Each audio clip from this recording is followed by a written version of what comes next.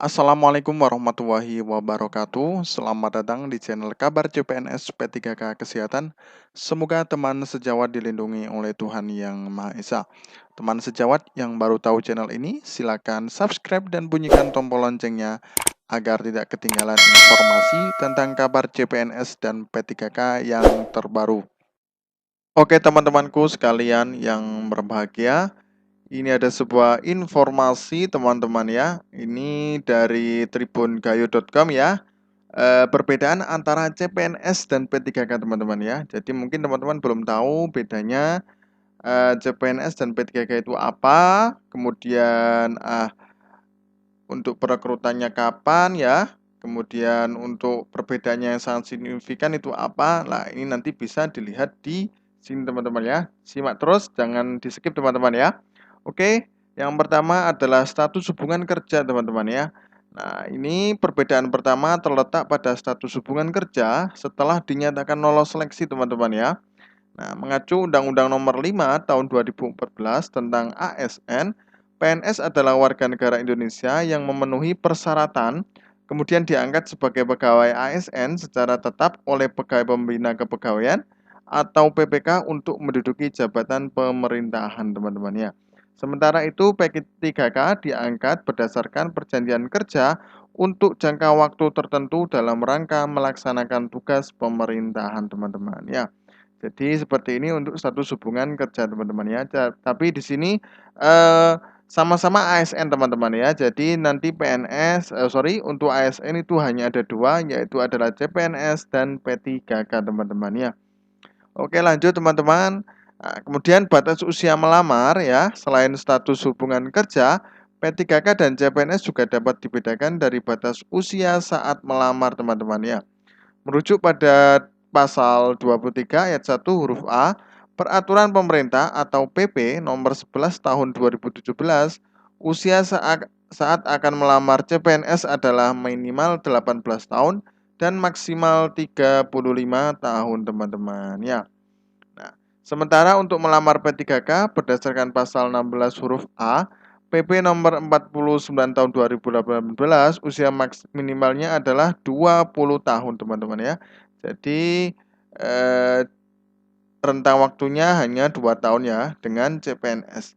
Dan usia maksimal 1 tahun sebelum batas usia tertentu pada jabatan yang akan dilamar. Nah, jadi batas usia tertentu biasanya misalnya ini ada contohnya teman-teman ya. Batas usia jabatan A adalah 45 tahun, maka pelamar jabatan tersebut harus maksimal berusia 44 tahun. Nah, ini teman-teman ya. Itu perbedaannya untuk usia melamar. Kalau untuk CPNS maksimal 35 tahun teman-teman ya. Oke lanjut teman-teman ya. Tahap seleksi.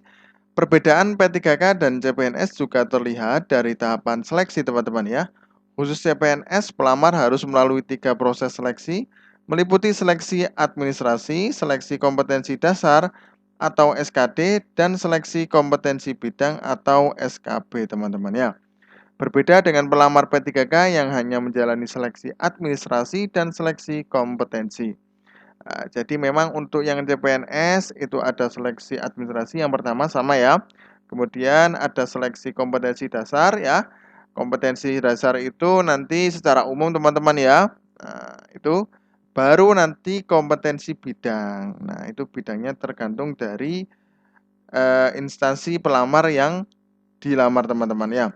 Nah, kemudian untuk P3K itu hanya 2, administrasi sama ya, dan seleksi kompetensi. Nah, seleksi kompetensi ini biasanya yang ada 3 teman-teman ya, jadi sosiokultural ya, budaya, kemudian ada wawancara, dan kemudian sesuai kompetensi teman-teman. Nah, itu bedanya untuk tahapan seleksi antara P3K dan CPNS teman-teman ya.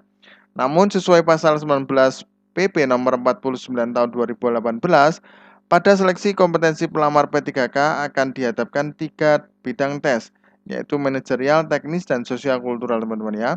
Jadi manajerial ini nanti isinya wawancara ya, teknis nanti tergantung dari bidangnya masing-masing, dan sosial kultural ini nanti ada istilahnya kalau zaman dulu itu PPKN teman-teman ya, jadi pendidikan kewarganegaraan itu semuanya masuk nanti di sosial kultural teman-teman ya. Tapi nanti isinya kayak ini teman-teman, kayak TKP-nya CPNS teman-teman ya, tes karakteristik kepribadian. Nah, itu seperti itu teman-teman ya. Oke, lanjut teman-teman ya. Perbedaan P3K dan CPNS juga terjadi di lingkup kedudukan yang bisa dijabat teman-teman ya. Meski sama-sama menjabat di pemerintahan, lingkup kedudukan P3K lebih terbatas. Ya, benar sekali teman-teman ya. Apabila PNS dapat menduduki seluruh jabatan pemerintahan, maka tidak demikian dengan P3K teman-teman ya. Jenis jabatan yang dapat diduduki P3K diatur dalam PP dan Keputusan Menpan RB ya, nomor 76 tahun 2022. Nah, teman-teman ya. Jadi memang untuk yang PNS itu bisa menduduki seluruh jabatan, tapi kalau untuk P3K itu tidak bisa. Artinya P3K hanya fungsional dan jabatan tertentu teman-teman ya. Soalnya memang ditujukan perekrutan P3K ini nantinya buat mengurangi PNS ya. Jadi mengurangi CPNS. Jadi mereka meniru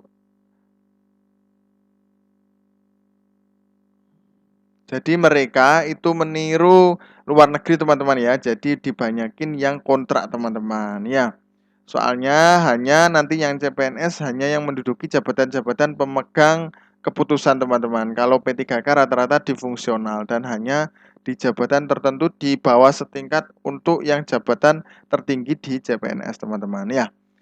Oke, lanjut teman-teman. Nah, kemudian gaji dan tunjangan teman-teman ya. CPNS dan P3K juga memiliki perbedaan dalam hal komponen gaji dan pendapatan yang mereka terima teman-teman ya. Sebelum resmi menjadi PNS, CPNS akan menerima gaji sebesar 80% berdasarkan surat keputusan masing-masing formasi teman-teman ya. Barulah apabila memenuhi kriteria, maka CPNS akan berstatus sebagai PNS dengan gaji 100%. Jadi memang CPNS nanti akan mendapatkan gaji 80% ya. Nanti akan ada latsar, kemudian nanti setahun itu ada evaluasi, kemudian ada lain seperti itu teman ya. Nanti ada latihan yang kayak di tentara itu juga ada teman-teman ya. Nah, nanti kalau semuanya sudah lulus dalam 1 tahun, nanti gaji PNS akan 100% teman-teman ya. Tertulis P3K tidak dapat mengisi jabatan pimpinan tinggi. Nah, ini juga ya teman-teman ya. Jadi tidak bisa mengikuti di jabatan pratama atau tinggi teman-teman ya.